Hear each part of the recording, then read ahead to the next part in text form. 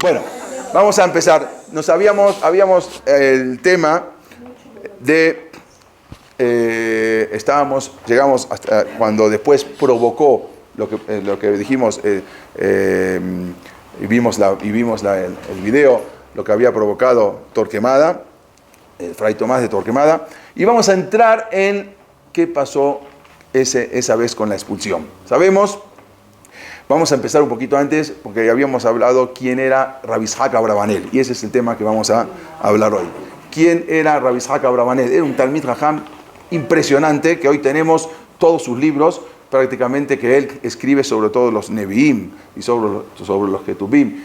Y él es la fuente más verdadera que tenemos, porque puede haber muchos historiadores, pero Rabbi Yitzhak Abravanel estuvo en el momento de la expulsión. Y él es el cronista más real que podemos tener. Porque escribe una carta a la reina Isabel. Es lo que vamos a contar hoy. Entonces, ¿quién era? Ahora eso. ¿Quién era? Vamos a ver. ¿Quién era Rab Abravanel? El abuelo, vamos a empezar. El abuelo de Rabbi Yitzhak Abravanel se llamaba Don Shemuel Abravanel, ¿sí? Que él era el tesorero real. Él era un tesorero real del rey. Y habíamos contado que en 1391, en la revuelta de Sevilla, para salvarse, ¿sí? Y eso es un tema largo para hablar, cuando llegan y les dicen, la opción es o te conviertes o te mato. Entonces, sabemos que hay 3 misbot que hay, que dice la Torah, Yarek Be'ali Abor, ¿sí? Hacer Avodah Zarah, Shefihut Damin, matar, y Gilui Arayot, ¿sí? Cosas abominables con una mujer casada. Entonces, eso, la persona, o sea, irse con una mujer casada, Eshet Ish, entonces ahí son las 3 cosas que dice la Torah, Yarek Be'ali Abor. Pero no siempre es Yarek Be'ali Abor, hay que ver si es delante de mucha gente, si es solo, si es Barrabim, ¿no? Pero hay que ver cada caso. Este Rab, que era a su vez el tesorero real, le dicen que si no se convierte, lo matan a él y a toda la familia. Y él se convierte a los ojos de este Rab Shemuel Abravanel, a los ojos del pueblo, con la intención de inmediatamente ir a sacar a su familia y mandarla a Portugal. Entonces se convierte Rab Shemuel Abravanel y le ponen Juan de Sevilla. Entonces de Rab Shemuel Abravanel se pasa a llamar Juan de Sevilla. Inmediatamente el Rab manda a toda su familia a Portugal, y en el momento que menos pensado, después de unos meses, él también se escapa a Portugal y obvio se vuelve otra vez. En Portugal no había ningún problema. Entonces, inmediatamente el rey de Portugal lo llama a la corte, porque sabía que él era una persona, una eminencia, y lo llama a participar con él en la corte. Y él empieza a participar en la corte en Portugal. Después su hijo sigue como tesorero, o sea, él fallece, su hijo Rab Yehuda Abravanel era el banquero personal del rey de Portugal y el tesorero, vamos a decir, el ministro de Hacienda, ¿sí? De la Hacienda Pública, el que manejaba todo el tesorero de Portugal. Su hijo, que nació en 1437, se llamaba Rabbi Yitzhak Abravanel. Entonces, este Rabbi Yitzhak Abravanel ya venía de 3 generaciones de administradores públicos de reyes, o sea, eran respetadísimos, eran los más importantes. Su abuelo, Rab Shemuel Abravanel, Juan de Sevilla, su papá, Rabbi Yehuda Abravanel, y él, Rabbi Yitzhak Abravanel. El hijo de Rabbi Yitzhak Abravanel también se llamó Yehuda, o sea, ellos, como los sefaradín, que ponen el nombre del abuelo. En 1437 nace Rabbi Yitzhak Abravanel. Él le sucedió en el puesto de tesorero del rey Alfonso V de Portugal, que es el que vemos acá, ¿sí? Él era su tesorero, el tesorero de real, y en el año 1461 lo nombraron tesorero. Estamos hablando que tenía solamente 24 años. A los 24 años, Rabbi Yitzhak Abravanel lo ponen como el tesorero real, lo ponen como el ministro de Hacienda, ¿sí? O sea, el que manejaba todo el tesoro de Portugal. Pero aquel periodo de tranquilidad en Portugal, porque mientras en España se perseguía a los marranos, como habíamos dicho, a los criptojudíos, a los que se hacían pasar por cristianos para obtener los beneficios, en Portugal no había ningún problema, ¿sí? En Portugal estaba todo perfecto, había tranquilidad, había yeshivot, y es la clase que viene, lo que vamos a hablar, todo cómo era la época en Portugal. Pero en este momento él se acaba la tranquilidad en Portugal. ¿Por qué? Muere el rey Alfonso V y asciende, o sea, su hijo se llamaba Juan II o Joao II, ¿sí? Al reino de Portugal. Él asciende al reino de Portugal, al trono de Portugal. Pero, desgraciadamente, cae una sospecha infundada sobre Rabbi Isaac Abravanel. ¿Por qué? Porque a su vez Rabbi Isaac Abravanel también, él era tesorero del duque de Braganza. Había un duque muy importante, de las familias más importantes de todo Portugal, que el duque de Braganza, cuando fallece el rey, él quiere tomar posesión como rey. Entonces ahí hubo un litigio y lo mandan a una revuelta, pero el rey que vemos, rey Joao Juan II, lo manda a detener al duque de Braganza y lo manda a ahorcar en la plaza de Portugal, en la plaza del Rocío. Ahora, ¿qué pasa? Entonces, como Rabbi Isaac Abravanel también tenía mucha amistad, automáticamente se lo acusa también a Rabbi Isaac Abravanel de traición, o sea, de tan bien que iba la cosa, y ahora de repente muere el rey, sube el príncipe como rey, el rey Juan II, y automáticamente ahora se lo acusa a Rabbi Isaac Abravanel de traición. Esa, como dijimos, una sospecha infundada, y a su vez se lo condena a pena de muerte, a Rabbi Isaac Abravanel. Entonces, como vemos acá, Rabbi Isaac Abravanel, y él, a través de sus contactos, logra escaparse a España. Se escapa a España. No, él nunca estuvo en España. Su abuelo era en 1391 que sabía, pero a los judíos todavía en España no se los persigue. Dijimos que se los persigue en España a los marranos, a los criptos judíos, a los que se hacen pasar por cristianos para obtener los beneficios, pero a los judíos todavía no se los persigue. Entonces él, al último momento, cuando ya venían por él, logra escaparse Rabbi Isaac Abravanel a España junto con su familia, y también consigue clandestinamente llevarse, que estaba prohibido, bolsas de oro, de plata, de piedras preciosas, que era lo único que se puede llevar. O sea, ¿qué se va a llevar? Su casa no se puede llevar. Entonces, para no llegar a España totalmente desamparado. Entonces, después de 20 años de haber estado ahí como tesorero real, se escapa, y él, gracias a Dios, él con su familia, se puede escapar, mientras al duque que vemos acá, duque de Fernando de Braganza, a él sí lo ahorcan, y la pena de muerte con Rabbi Isaac Abravanel, ahí se acabó, porque ya no lo van a buscar la Interpol a otro país. Entonces él se queda viviendo en España. Pero, como en España se enteran de que llegó una eminencia, entonces la misma reina Isabel y el rey Fernando lo mandan a llamar para que participe ahora en la corte de España, porque ya tenía de alcurnia, su abuelo ya participó, y entonces él mismo lo mandan a llamar. Pero Rabbi Isaac Abravanel ya no quería saber más nada, él ya quería dedicarse a escribir la explicación de los Nevi'im, de todos los Ketubim, Mishle. Tiene que ser o España o Portugal. Bueno, pero estaban al lado, Portugal estaba al lado, y había Talmidei Jajamim muy grandes en España también, y no había persecución contra los judíos. Más o menos, ¿qué año ya se va para España? En 1481, él se escapa para España, en el año 1481. Entonces llega y se instala en la ciudad de Guadalajara. Rabbi Isaac Abravanel, como acá, en la ciudad de Guadalajara, que también había muchos Talmidei Jajamim. Inmediatamente, como dijimos, a los 2 años, en el año 1484, la reina se entera que está Rabbi Isaac Abravanel, y lo mandan a llamar y lo ponen como tesorero real de todo España. O sea, a Rabbi Isaac Abravanel. ¿Sí? Pero judío, no marrano. No, como judío, claro, 100%. Sí, el abuelo se escapó, pero ya él como judío abiertamente. Lo ponen ahí como recaudador de las rentas públicas para financiar. Es más, quedaban en España, en toda España, estaban buscando la reunificación de toda España, porque hasta ahora habíamos dicho que en el año 711 habían dominado los musulmanes. Entonces ahora vuelven a reconquistar los cristianos, pero hay 2 lugares que quedan como rezagos, como ciudades musulmanas. Entonces ese era el objetivo. Una era Málaga, ¿sí? Y la otra era Granada. Eran las últimas 2 ciudades que quedaban, digamos, en poder de los árabes. Bueno, la reina y el rey, la reina Isabel y el rey Fernando, ahora su objetivo era toda España, un solo país, una sola religión. Pero primero necesitan hacerlo un solo país, ¿sí? Un solo territorio. Pero había dos problemas, Málaga y Granada, que pertenecían a un reino nazarí, se llamaba el reino nazarí. Si usted fue hace poco allá al Palacio de la Alhambra, va a ver que eran del reino nazarí. Entonces, tenían que conquistar, y para eso se necesitaba dinero. Para poder conquistar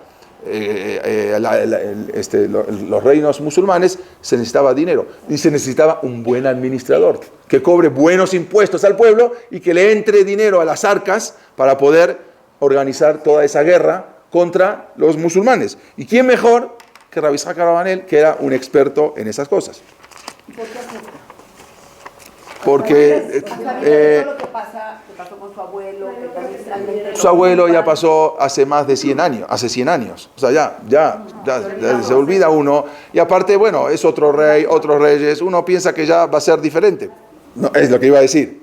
No puede decir, no, yo no quiero participar. Y es un extranjero que llega de otro país y le están pidiendo y dice que no, pueden también consecuencias muy, muy graves. Entonces, bueno, pero de todas maneras, siendo que uno también está dentro, también puede pensar en defender, o sea, tiene contactos para defender al pueblo judío. Y así es lo que hizo Rabbi Isaac Abravanel, y vamos a ver ahora con el otro Abraham Señor. Y así pasó que llegó, como dijimos, en 1484, lo ponen como tesorero real, y empieza, y fueron él, y había otro rabino, que no era de la categoría de Rabbi Isaac Abravanel para nada, pero era el rabino representante, vamos a decir, como le dicen, el Jajam Bashi, el rabino representante ante los reyes. No quiere decir que sea un rabino muy importante, ni experto en el tema. Se llamaba Abraham Señor, ¿sí? El que vimos la vez pasada en el video. El rabino Abraham Señor, él era rabino en Segovia, y él también, él fue el que recomendó a los reyes que traigan a Rabbi Isaac Abravanel. Entonces, entre los dos, Rabino Abraham Señor, que era el representante del judaísmo, de todo el judaísmo ante los reyes, y el Rabbi Isaac Abravanel, que era el tesorero, el de la cabeza. Esos dos eran los que abogaban y estuvieron todo el tiempo abogando por el pueblo. O sea, cuando viene Torquemada y quiere insistir con los reyes para que expulse al pueblo judío, ellos eran los que estaban justamente, los que hacían, lo que nivelaban y hablaban con los reyes y le demostraban que lo que hablaba Tomás de Torquemada era pura falsedad.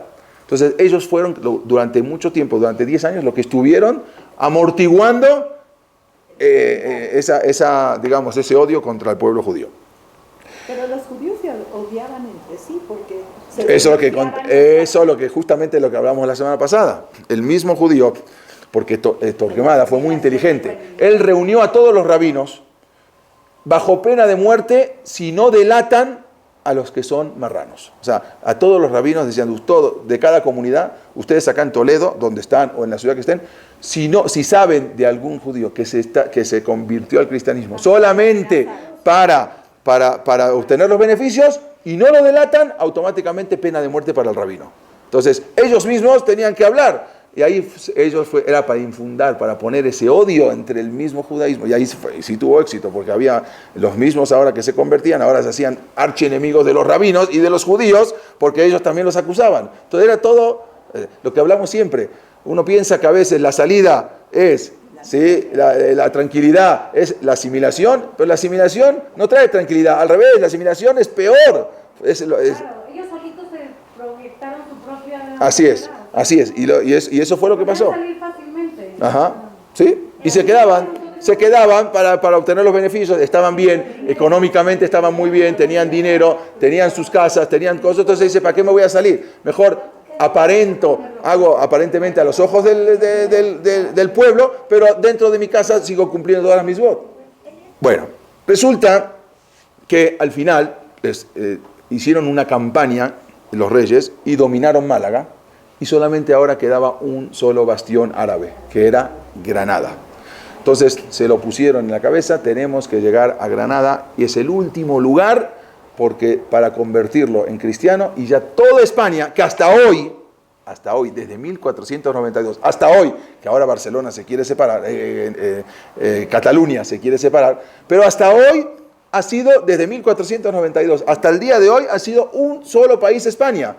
Solamente que después de 500 años, Ahora viene Cataluña que dice, no, nosotros queremos volver como antes de 1492, queremos otra vez, ¿sí?, a separarnos. El problema es que si se separa Cataluña, se empieza a separar los países, el vasco y todos los que eran antes, otra vez se empieza a separar. Entonces eso es lo que no quiere ahora, el problema que tienen en España. A los árabes Sí. hicieron el mismo problema que a los judíos para cambiar a catalanismo o no. No, ahora es lo que ahora vamos a hablar. Ahora vamos a hablar. Exactamente lo que vamos a decir. Entonces, resulta que hicieron una campaña, ya tenían el dinero, sí. Entonces ahora la campaña era llegar a Granada. Y lo lograron. Llegan a los reyes de España, se lo proponen, ¿sí? Y el día 2 de enero, nada más acuérdense las fechas, porque es toda una sucesión de fechas. El 2 de enero de 1492 llegan a Granada los reyes de España. Esto que vemos acá es un cuadro, ¿sí? Es un cuadro muy famoso, como llegan los reyes de España, y acá está, vamos a ver, se llama Boabdil, ahora Amabdil, se llama Boabdil. Este llega con los reyes, y acá afuera, ahora vamos a hablar, cuando entrega Granada, bajo ciertas condiciones, a los reyes de España. El moro. Sí, ese es el moro, ahora es lo que vamos a hablar.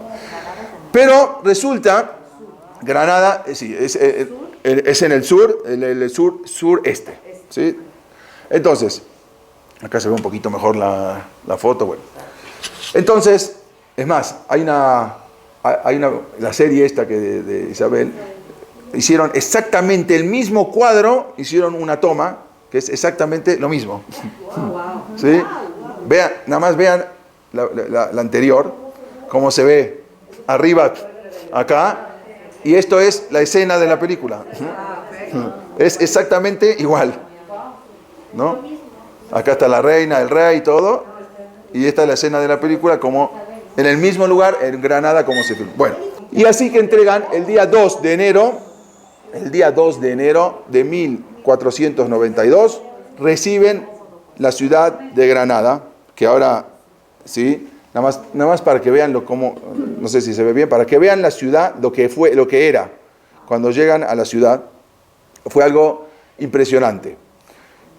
Ahora, cuando sale el sultán a entregar Granada, ¿sí?, la reina, que era la sultana, la mamá, se llamaba Aiza, ahí se lo ve en un cuadro, la vemos en un cuadro como está llorando, porque ya decidieron entregar, esto está adentro del Palacio de la Alhambra. ¿Por qué? ¿Por la paz? Sí, porque ya sabían que iban a estar acabados, entonces tenían que entregar el reino. Firmaron de que los van a dejar, recién alguien preguntó, los van a dejar adentro a los moros, a los musulmanes, viviendo adentro, sin obligación de convertirse, que después no lo respetaron. Sin obligación de convertirse, o sea, nos entregan Granada, los dejamos viviendo adentro, pueden seguir con sus costumbres, con todos sus rezos, no hay ningún problema, pero nosotros somos los que vamos a dominar. Aceptaron, porque igual ya estaban perdidos, y entrega el reino de Granada, y ahí está cuando lloran a mamá. Ahora, cuando se va el sultán, ¿sí?, el adiós, el famoso del sultán, hay un cuadro, Boabdil, el sultán Boabdil de Granada, le decían, se va, él se retira. Entonces, después de que se retira llorando, viene la mamá y le dice a Boabdil, algo que es muy famoso, le dice, llora como mujer lo que no supiste defender como hombre. ¿Ves? Así, y eso hasta ahora es algo muy famoso.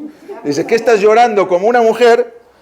¿Sí? Lo que entregaste la llave, lo que no supiste defender como hombre. Y eso es un dicho muy famoso que hasta hoy en día en España lo utilizan. ¿Sí? Porque iba a matar a muchísima gente para nada. sí, bueno, pero exactamente, fue inteligente, sí, exactamente. Ahí no había, pero así es un famoso, el adiós del Boabdil, así hay un cuadro famoso cuando la mamá le está diciendo eso, ¿no? Que por qué lloras como mujer lo que no pudiste defender como hombre. Entonces ya entregaron Granada, ya los reyes se posicionaron de Granada, se quedaron maravillosos con ese palacio porque cuando ellos no vivían ahí, los reyes vivían en Sevilla, en el Alcázar de Sevilla, pero cuando llegan a Granada y ven ese palacio de la Alhambra, se vuelven locos, no podían creer lo que estaban viendo, dijeron, aquí va a ser nuestro palacio. Nos trasladamos desde Sevilla a Granada porque lo que vieron ahí adentro fue algo impresionante. Y lo mismo pasó con Rabbi Isaac Abravanel. Era Pesaj del año Jolamoed, exactamente del año 1492, cuando apenas habían pasado 2 días de Pesaj, cuando los mensajeros reales llaman a la puerta de Rabbi Isaac Abravanel y le dicen, no, él vivía en Guadalajara. Llaman a la puerta de Rabbi Isaac Abravanel y le dicen que el rey Fernando y la reina Isabel lo llaman para presentarse en la Alhambra. Bueno, déjenme, llaman a Rabbi Isaac Abravanel para presentarse en Granada, como dijimos el segundo día, el primer día de Jolamoed de Pesaj. Entonces Rabbi Isaac Abravanel le dice, bueno, déjeme que termine esta fiesta, después de la Pascua, después de Pesaj, nos presentamos, porque era a él y a Abraham Señor, que lo fueron a buscar también en Segovia. Dice, no, es urgente, se tiene que presentar ahora, es algo urgente, hay que presentarse ahora con el rey. Estamos hablando que es, estamos hablando, corría marzo, todavía era marzo, fin de marzo. Estamos hablando de que esto habían conquistado el 2 de enero. Estamos hablando de febrero, marzo, estamos 2-3 meses. Los reyes ya tienen algo urgente que comunicarle a Rabbi Isaac Abravanel. Tuvo que dejar, Rabbi Isaac Abravanel, dejando a toda la familia en plena festividad, ¿sí? Y tanto él como Abraham Señor se encontraron para ir hasta Granada. Al llegar a Granada, prácticamente no tuvieron tiempo para admirar lo que era el palacio, o sea, todo lo que es el Palacio de la Alhambra es algo impresionante, es toda una ciudad, pero directamente se tienen que presentar ante los reyes. Cuando se presentan Rabbi Isaac Abravanel y Abraham Señor ante los reyes, les dicen esto, los reyes, el rey le dice, lo primero que le dicen es, tenemos malas noticias para ustedes, ¿sí? Pero antes quiero recordarles que este Palacio de la Alhambra, ¿se acuerdan que habíamos contado que en el medio del palacio está la Fuente de los Leones? Esta Fuente de los Leones que perteneció a uno de los Rishonim, ¿sí? Rab Shemuel Hanagid, que el Palacio de Granada anteriormente era su casa, su palacio. Estamos hablando en el año 1000. Después pasó el tiempo, ahí mismo era el palacio. Y esa fuente de los 12 leones, que son los 12 Shevatim, ¿sí? Hasta hoy en día se conserva y era la fuente principal del Palacio de la Alhambra, en Granada. Y era la fuente de Rab Shemuel Hanagid. Rab Shemuel Hanagid era de los que prácticamente, el primer Rishon, de los que trajeron la Torá a España. O sea, él era el Rab Shemuel Hanagid, el Rab prácticamente de todos los que siguieron en la Torá en España. ¿Él construyó este palacio? El palacio estaba de antes, lo destruyeron, pero conservaron la fuente que hasta hoy en día se conserva. ¿Para qué la usaban? No, la fuente era... No era tanto de adorno. Te voy a explicar. Era el aire acondicionado del palacio. O sea, el agua hace que el aire entre y con eso se renueva el aire y era toda una cosa impresionante, técnica. Con eso, tenía fuentes por todo el palacio, con eso se renueva el aire y con eso es el aire acondicionado del palacio. Hoy en día tenemos aire acondicionado, pero antes es algo de física.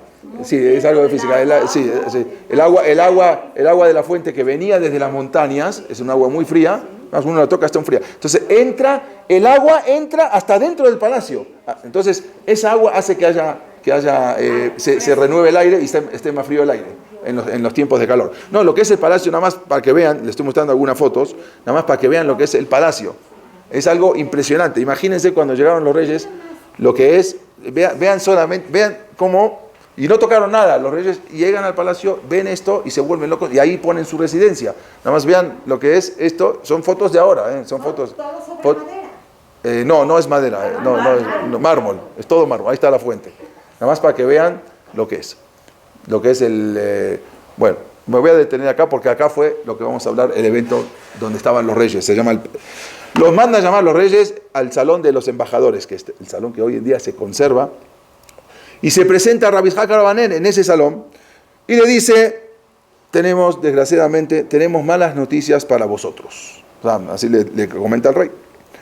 La reina y yo, junto con los dirigentes del Santo Oficio, hemos decidido expulsar a los judíos del reino. Estamos hablando 3 meses después de la conquista. Y el Rabbi Isaac Abravanel era el tesorero.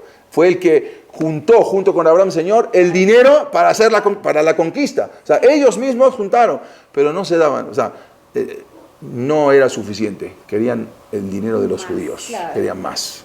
No era suficiente. Entonces, Rabbi Isaac Abravanel y Abraham Señor se quedan mudos. En la mitad de Hol HaMoed, en Pesaj, con esa noticia. Su mente aún no estaba preparada para aceptar ahora esta nueva dificultad que tendría que sufrir el pueblo judío. Entonces inmediatamente Rabbi Isaac Abravanel le contesta, le dice a las vuestras, le voy a decir exactamente con los términos cómo lo habló. O sea, lo que voy a hablar ahora son las palabras que utilizó en ese momento Rabbi Isaac Abravanel, que están copiadas textualmente. Y él les dice, vuestras majestades, no puedo creer lo que mis oídos han escuchado. Quisiera no haberlas oído nunca. Así le dice. ¿Por qué nos hacéis esto? ¿Por qué no estás haciendo? En español, como habló él. ¿Por qué ordenáis que nosotros, vuestros leales súbditos judíos, abandonemos nuestra patria? ¿Acaso no estuvimos a vuestro lado y rezamos por vosotros? En cada Shabbat rezamos por los reyes.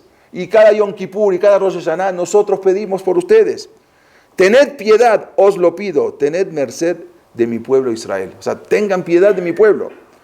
Os imploro que reconsideréis vuestra decisión. Les pido, por favor, piénsenlo antes de hacerlo.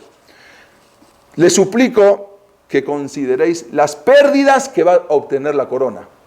En las ciencias, en el comercio, en la medicina, en la cartografía, en todo lo que van a perder ustedes, los españoles. Rabbi Isaac Abravanel miró directamente a los ojos del rey y le dijo, si el dinero es el problema, la comunidad judía está dispuesta a dar a la corona una suma muy generosa. No es problema. O sea, veamos, si todo el problema es el dinero, lo arreglamos. Le dijo, vuestra majestad, en nombre de las comunidades judías que representamos, estamos dispuestos a reunir la cantidad de 300.000 ducados, ¿sí? Algo así como 3 millones de dólares hoy en día, ¿sí? A cambio de la anulación de la expulsión. Él iba a poner la mayoría del dinero, él y Abraham Señor, y los demás iban a juntarlo en los judíos. El rey inmediatamente mira a Rabbi Isaac Abravanel y le dice, ¿es vuestra máxima oferta? O sea, Está bien, está bien. está bien. ¿Hay algo? O pueden ofrecer más. Puede ser renegociada, su majestad, la cantidad, respondió Abraham Señor. Pero es una suma bastante razonable. Lo que le estamos ofreciendo es algo que no es fácil de conseguirlo. En ese momento, estaba toda la corte y también estaba Torquemada. Y Torquemada, rojo de indignación, en un ataque de ira, entonces arranca el crucifijo que tenía en su pecho, lo tira al suelo y empieza a gritar. Dice, Judas Iscariote traicionó a nuestro Señor por 30 monedas de plata. Y ahora ustedes los vendéis por 300 ducados. Toma, véndelo. Y le tira al crucifijo. Avienta el crucifijo. Y acá lo podemos ver, que hay un cuadro de la época. ¿Sí? Como está Rabbi Isaac Abravanel delante de los reyes. ¿Sí? Y acá no se ve muy bien, a ver si se ve un poquito mejor aquí. Y acá está Torquemada tirando la cruz, Rabbi Isaac Abravanel y los reyes. Y en el momento que estaban tratando de negociar, dice, ¿cómo? Ustedes vendieron, Judas vendió a Jesús por 30 y ustedes ahora lo quieren vender a Jesús por 300. Se saca y lo tira, lo avienta contra la mesa. Toma, véndelo. Una presión impresionante. O sea, ¿qué pueden decir? En ese momento se hizo un largo e incómodo silencio. No hubo nadie habló. Imagínense el momento. Y en ese lugar es donde les mostré antes, exactamente, que es el lugar que viene en esta sala, que se lo mostré, es exactamente este suceso aquí. Exactamente en esta sala fue donde ocurrió todo. Ahora está vacía. Bueno, antes estaban los reyes. Entonces, avienta la cruz, como dijimos. En ese momento se hizo un silencio total. Y no sabían cómo proceder, qué hacer. Y en ese momento, justamente, la reina lo mira al rey diciéndole, tú eres judío. Habíamos contado la semana pasada. Sí. Dice, tú eres el famoso palomino. No le dice nada, con la mirada solamente. Cuidado con lo que vas a hacer. O sea, la reina era cristiana y era devota. No acepto un centavo. Cuidado con lo que vas a hacer. Tus inclinaciones judías te están jalando a aceptar dinero. En ese momento estaba el rey atrapado en un dilema, no sabía qué hacer. Y solamente se limitó a decir, debemos pensar mejor este asunto, la corte se levanta. Y se termina la sesión. No podemos decidir ahora lo que estaban a punto de hacer. Era más fuerte ella. Era más fuerte ella que sí, claro, claro, sí. Él la engañaba mucho, pero era mucho más. Sí, mucho más fuerte era, claro. Sí, era un odio, pero odio a través de lo que le fueron inculcando, que todo el problema son los judíos. Pero si esos judíos se convierten, ya no hay ningún problema. ¿Sí? Eso era lo que siempre le inculcaban. Entonces, al Rab Yitzhak Abravanel y a Abraham Señor no los mandan de regreso a su casa, sino los dejan en el Palacio de la Alhambra, en un cuarto, los dejan ahí, hasta que puedan tomar una determinación qué hacer. Pero todo no era por dinero, si ya les están ofreciendo... La reina no era por dinero. La reina no era por dinero. La reina ahora era por hacer ya tienen un solo reino, ahorita queremos una sola religión. Apenas hubieron pasado unos días, nuevamente los enviados del palacio mandan a llamar. Unos días. Todavía no había terminado Pesaj. Y mandan a llamar a Rabbi Yitzhak Abravanel y a Abraham Señor. El salón ese que mostramos de los embajadores en la Alhambra se encontraba colmado de sacerdotes, guardias armados que caminaban de un lado a otro. Era evidente que algo importante iba a suceder. El rey habló, tomó la palabra y dijo, don Abraham Señor y don Yitzhak Abravanel, la reina y yo hemos tomado una decisión. Y ahora les voy a leer nada más parte solamente del decreto, porque el decreto es largo, se lo voy a leer solamente parte del decreto, un resumen de lo que dijeron en ese momento. Es el edicto general de expulsión de los judíos de España del 31 de marzo de 1492, con vencimiento para salir de Castilla y Aragón, que era después toda España, exactamente el día 31 de julio de 1492, que era Tisha B'Av. Que era el mes. Tenían 4 meses para salir el mismo año que justamente caía Tisha B'Av. Okay. 1492, el mismo día de Tisha B'Av. Y ahora sí les digo, les voy a, nada más, no me interrumpan, nada más para leerle, es chiquitito, lo hice corto, el resumen del edicto. Y dice así: por eso hemos resuelto ordenar a todos los hombres y mujeres judíos que abandonen nuestro país y que nunca más vuelvan aquí. Y con esto ordenamos a todos los judíos, hombres y mujeres que viven en nuestros dominios, que a más tardar a fines de julio de este año, 1492, abandonen nuestros dominios reales con los hijos y las hijas, con los parientes y con los sirvientes que sean judíos. Y que no se atrevan a volver aquí, ni para habitar, ni en tránsito, ni por ninguna otra causa. Si no cumpliesen esta orden y se les encontrara en nuestros países, que se les castigue con la muerte y la confiscación de todos sus bienes sin juicio alguno. Ordenamos que a partir de fines de julio, que nadie en nuestro reino se atreva a tener en su casa, abierta o secretamente, a un hombre judío o a una mujer judía. O sea, ningún cristiano puede llegar a tener escondido ahí a un hombre judío o a una mujer judía, bajo pena de perder todos sus bienes, que deben ingresar a nuestros tesoros, para que los judíos puedan en el transcurso del tiempo que aún falta terminar sus negocios, le daban esos 4 meses, o arreglar lo referente a sus bienes. Por lo tanto, los tomamos bajo nuestra protección real. O sea, estos 4 meses los reyes se van a proteger a los judíos. Y les aseguramos la protección de esos bienes y de sus personas, de manera que hasta fines de julio puedan vivir tranquilos, vender, donar, permutar sus objetos y sus casas según lo deseen. También les permitimos llevarse sus bienes por mar y por tierra, con excepción de oro, plata, dinero, monedas y piedras preciosas y otras cosas que está prohibido sacar según la ley de nuestros reinos, firmado Isabel de Castilla y Fernando de Aragón. O sea, que lo único que se pueden llevar es el armario, la cama, refrigerador no había, las sillas, la mesa, eso se lo pueden llevar. Y la ropa, no. Pero todo lo demás, oro, plata, dinero, monedas, piedras preciosas, no se pueden llevar nada. O sea, todos. Ahora, ¿qué hacen?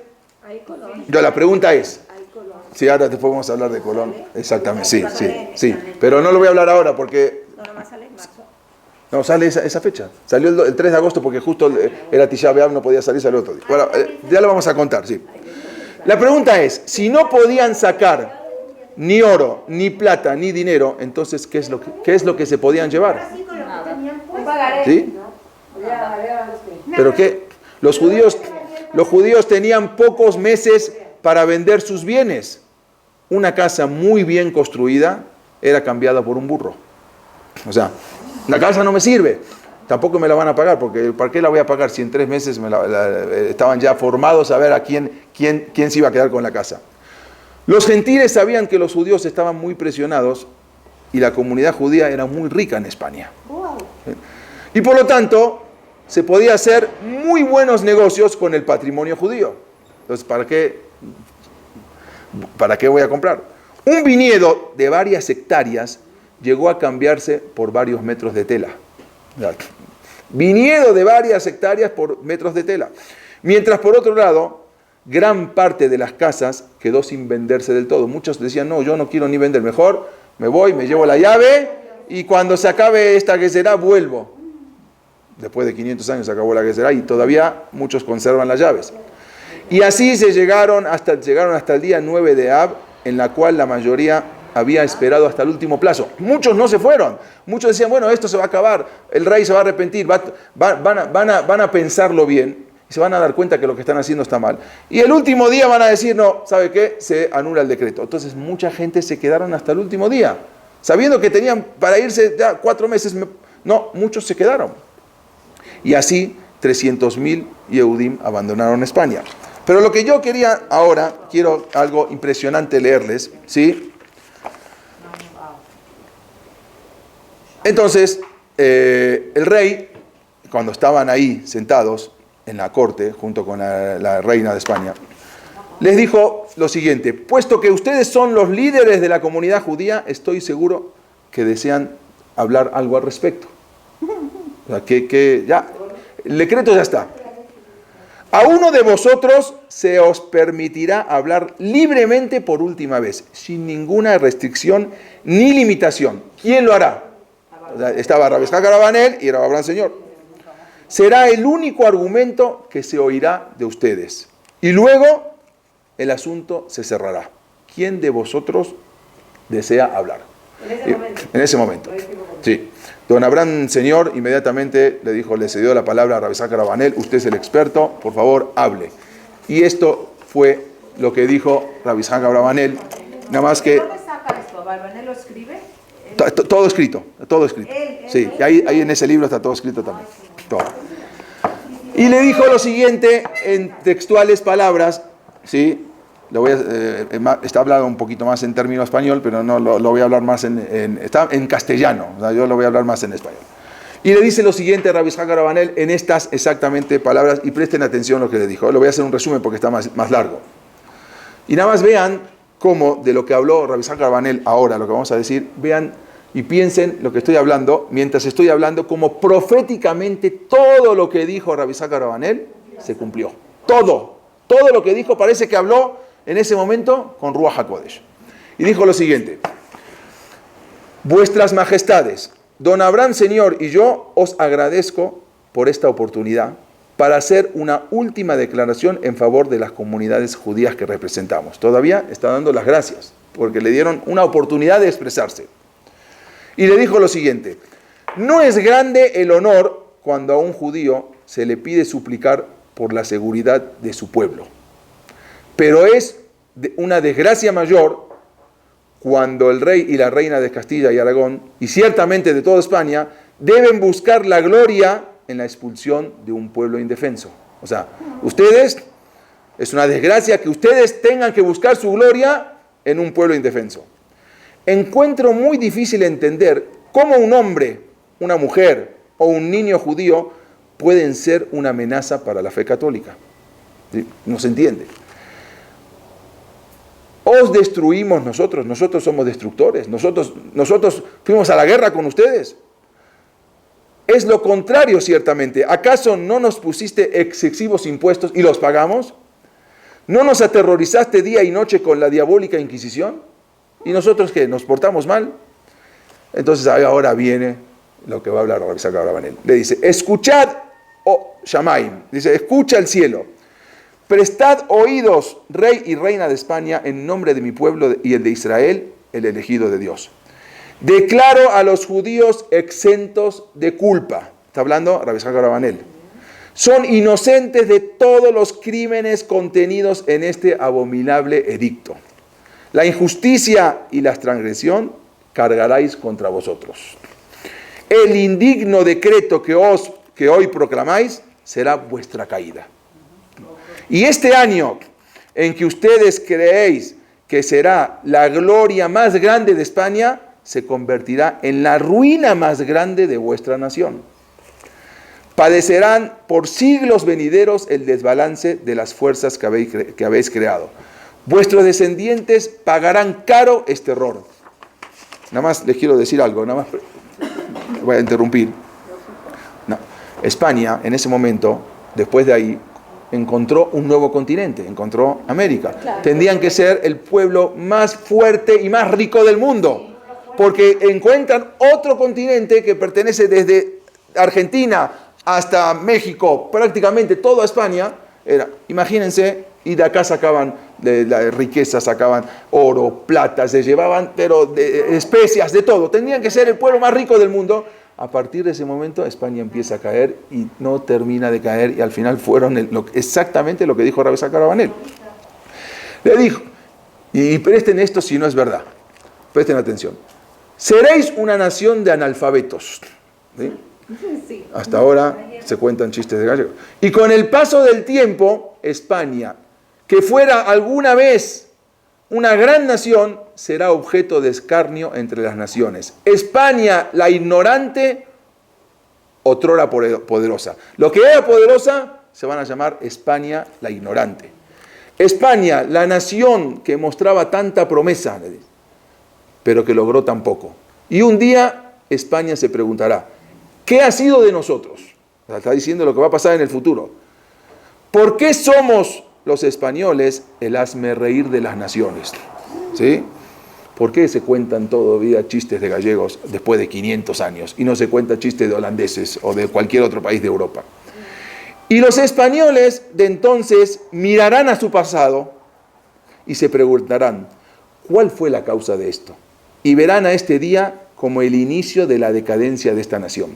La respuesta va a ser ese día, el 31 de marzo de 1492. Todos se van a preguntar y van a llegar a esas conclusiones. Y la causa de vuestra caída no será otra que sus venerados reyes católicos. Ustedes van a ser los culpables. Don Fernando y doña Isabel, perseguidores de los judíos, creadores de la Inquisición y destructores de la mente española.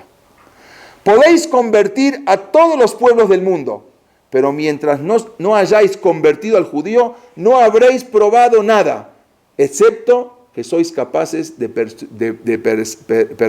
perseguir al ignorante. O sea, puedes convertir a todo el mundo, pero mientras no conviertas al judío, no hiciste nada.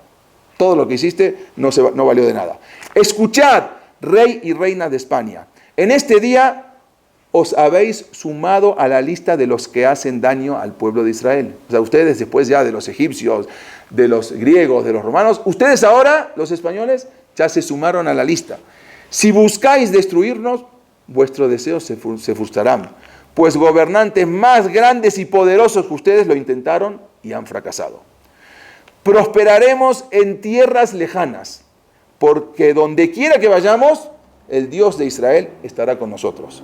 Aunque vosotros tenéis el poder, nosotros poseemos la verdad. Y en cuanto a vosotros, en cuanto a ustedes, don Fernando y doña Isabel, ya ni siquiera los llamó reyes, ¿sí? La mano del Todopoderoso castigará la arrogancia de vuestro corazón. Ningún heredero de ustedes reinará en España. Ni uno. Se murieron todos los hijos. Después, eran no directos, eran de otro. Vamos a ver. Entre paréntesis, nada más. ¿Qué pasó? Nada más vean. ¿Qué pasó con la reina de España? Esto ya no va en el decreto, nada más les quiero decir. Isabel, sí, Isabel, la reina de España, tenía todas sus ilusiones puestas en su hijo Juan, ¿sí? En quien recaería la herencia del futuro español. Para eso le dieron al príncipe Juan una esmerada formación intelectual en la infancia, de todo le enseñaron. Pero una sucesión inesperada de muertes enluta a la corte española y hace caer a la reina Isabel en una profunda desilusión y tristeza que provoca luego su muerte. Vamos a ver qué. Me voy a adelantar. El 6 de octubre de 1497, estamos hablando, ¿sí? 4 años después, o 5 años después, el príncipe y el único varón de los reyes, ¿sí?, muere repentinamente de una enfermedad muy rara. Era el único rey, el único varón. Esa desgracia había sido como la misma reina lo dijo, que fue una desgracia, esa fue como un cuchillo clavado en el alma de la reina. O sea, ella en el momento que murió su hijo dijo que es como si fuera que le clavaron un cuchillo. La infanta Isabel, la princesa, era reina consorte de Portugal, se convierte entonces ahora en la heredera del trono. Entonces los reyes la mandan a llamar, que venga desde Portugal, y la obligan a regresar a España para que la juren, o sea, que en la cortes de Castilla, como la futura reina. Entonces la princesa tiene que venir a fuerzas desde Portugal y viaja embarazada, estaba embarazada de su primer hijo.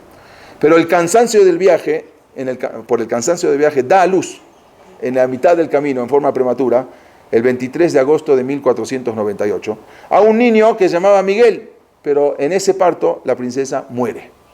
¿Sí? Muere en el camino. Ahora todas las esperanzas ¿en quién recaen? En Miguel, en el niño, como futuro heredero. Los reyes se hacen cargo de su educación, del nieto, de la mejor educación. Pero el niño, el 20 de julio del año 1500, también muere. Ok.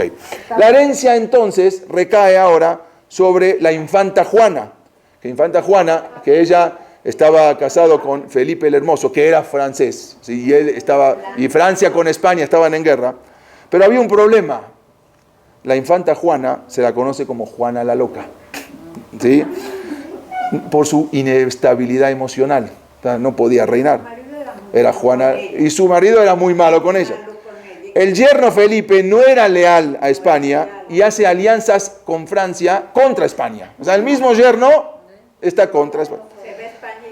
Juana, después de tener varias discusiones con su madre, la reina, porque ella de verdad que no estaba bien, se regresa con su esposo a Francia. El 26 de noviembre del año 1504, estamos hablando 12 años después, con 53 años, deprimida, amargada y debilitada físicamente, muere Isabel la Católica. 53 años, sin dejar herederos.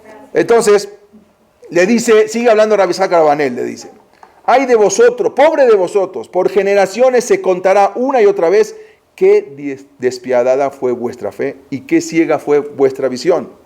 Pero la valentía del pueblo judío,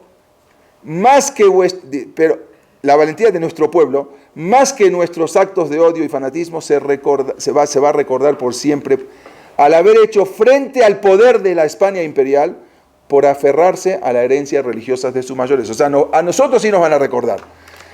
Y les dice delante de los reyes: expulsadnos, o sea, ya échenos, arrojadnos de esta tierra que tanto amamos como vosotros. Pero os recordaremos a ustedes como en nuestros libros sagrados recuerdan a todos aquellos que desean nuestro mal. O sea, nosotros a ustedes los vamos a recordar en nuestros libros. Nosotros, los judíos, estaremos presentes cuando vuestros triunfos sean mencionados en las páginas de historia. O sea, cuando nosotros leamos en las páginas de historia a ustedes, nosotros vamos a estar presentes. Ustedes no. Ustedes van a estar en la historia. Nosotros vamos a seguir. Y el recuerdo de nuestros sufrimientos le causará más daño a vuestro nombre que a todo lo que esperáis hacernos a nosotros. Os recordaremos a vosotros y a vuestro vil edicto de expulsión por siempre. O sea, así termina diciendo Rabbi Yitzhak Abravanel, como las palabras, todo lo que dijo, se cumplió. Impresionante, todo lo que le dijo Rabbi Yitzhak Abravanel se cumplió al pie de la letra. A Rabbi Yitzhak Abravanel y a Abraham Señor, los reyes les ofrecieron quedarse en España. Le dijo, ustedes no se preocupen. Después de todo lo que dijeron. Sí, con permiso. Entonces les dicen, nosotros les ofrecemos, quédense en España, conviértanse a los ojos de la gente, nosotros los vamos a proteger, y dentro de su casa hagan su knis, hagan su betagneset, estudien la Torah, cumplan todas las misbot, pero a los ojos de la gente no nos hagan quedar mal, conviértanse.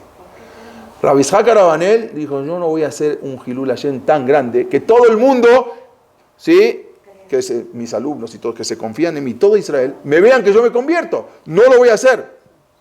A Rabbi Yitzhak Abravanel lo dejaron salir con que se lleve todo su dinero. O sea, eso es, a él sí, solamente al único. Pero el rabino Abraham Señor no pasó la prueba y sí se convirtió.